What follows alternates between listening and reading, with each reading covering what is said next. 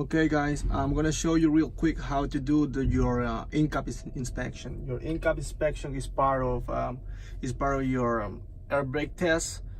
So I didn't want to make a video that long, so I'm just gonna do the in-cab inspection by separate. I'm sorry if my language is not it's not the best, but I just wanted to help out people to get their CDL.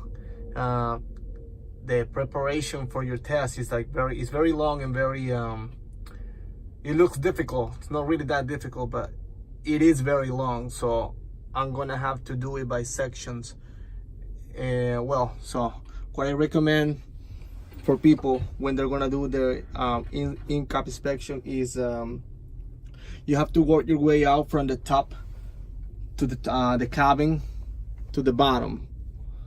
Everything that you see, you gotta mention the most important stuffs. Don't forget anything. Like before keep going down, make sure that you already mentioned everything that you passed, because these tests, those people at the DMV, most of them, some of them have CDL, but a lot of them, they don't even have a CDL, and they just test you.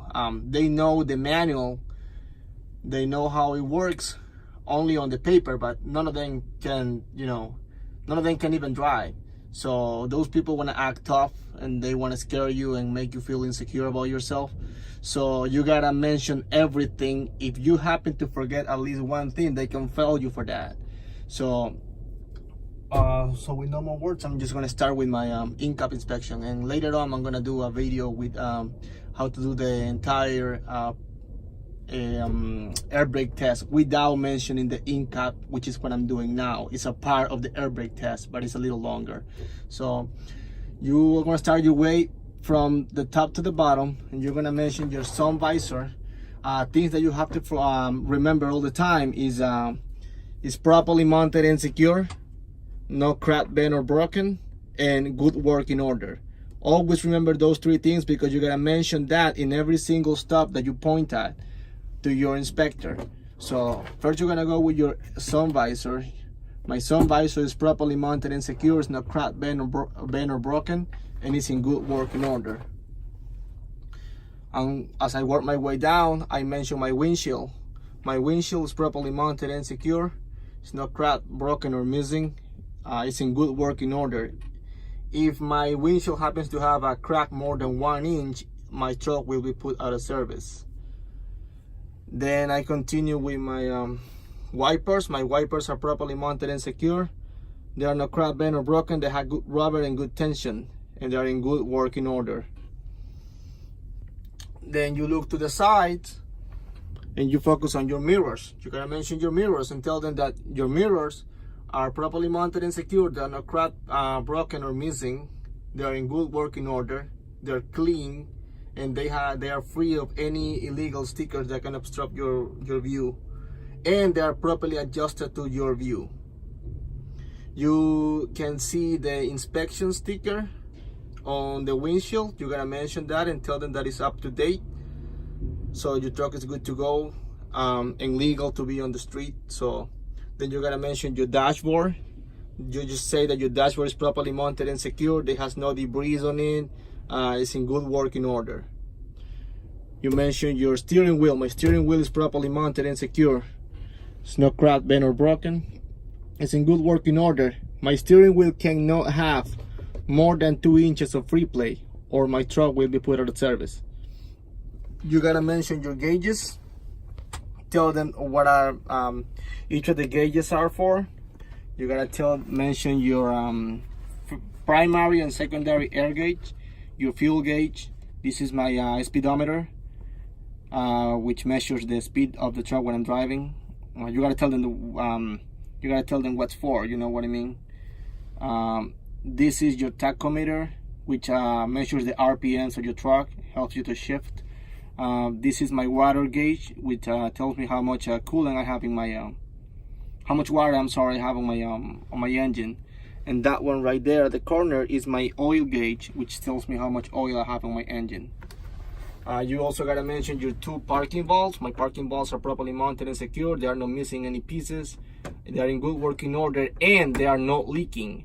Everything that uses air it can't not be leaking.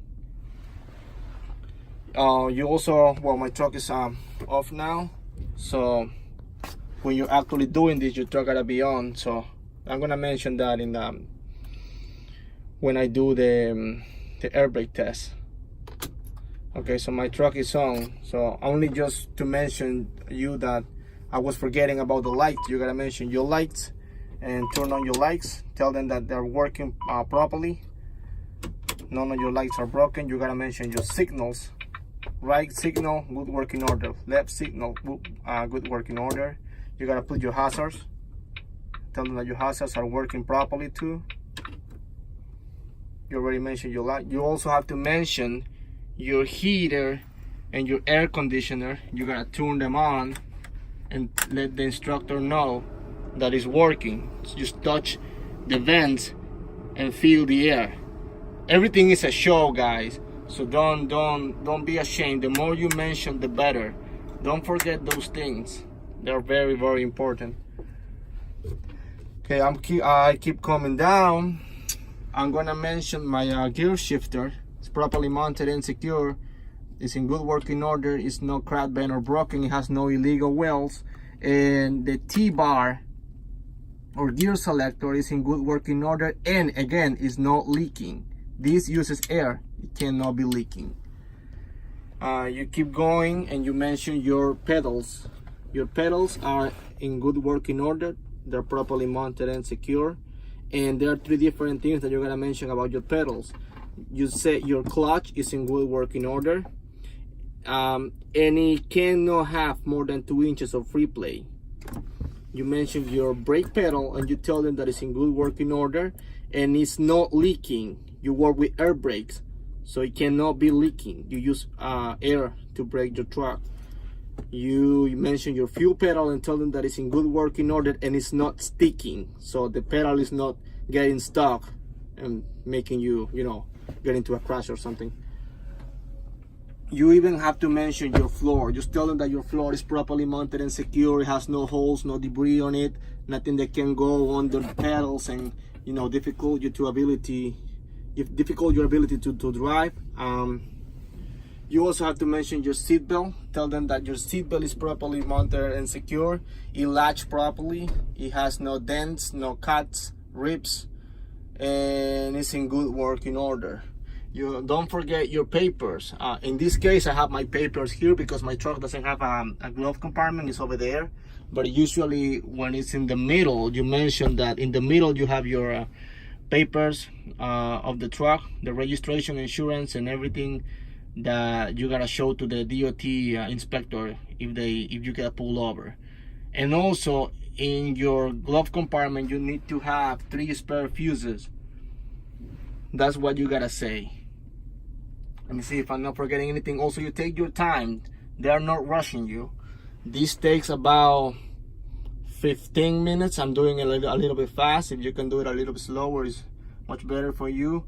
While you do this, your truck is gonna be building air, and I'm gonna tell you what's that for in the next video. So, and you just tell the instructor, after I mention the last thing that was the glove compartment, you just tell the instructor, this conclude my in-cab inspection.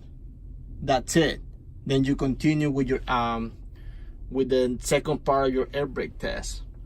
I hope it's helpful to people who are looking forward to get your CDL. Remember that don't get nervous. They're not gonna do anything to you. They're not gonna kill you. There are people who just try to intimidate you, like I said before. Some of them don't even have a CDL. So once you get your license, you get to know and you get to see that what they were saying is only to pass the test. It's like pure paper. They only know the paper. They don't. Some of them do, and usually the guys that do, they are the ones who just they pass you if you forget to mention something small. But usually guys that haven't drive a truck never in their lives, that they're the most picky guys. So don't feel afraid of them. Just keep calm and take your time. They cannot fail you for taking your time. I hope this video is helpful, and pretty soon I'm going to be uploading another video explaining better the air brake test. Para mis amigos en español, todo lo que dije, solamente díganlo de la misma forma, lo dije con la pronunciación correcta. Lo del test de, perdón, lo de la in-cab inspection, lo estaba diciendo era que esto es una parte del air brake test, y esto es una parte que va en medio del air brake test. Toma un poquito más de tiempo, por eso decidí hacer un video separado, y voy a hacer próximamente el video con el air brake test, donde ustedes saben, voy a quitar esta parte que es el in-cab inspection, porque es parte del air brake test, y lo voy a explicar un poquito mejor en otro video. Espero les sirva de ayuda. Vean el video una y otra vez para que se memoricen la pronunciación de todo lo que estoy diciendo. Y que bueno, espero que tengan un buen día, y ya saben, manejen seguros.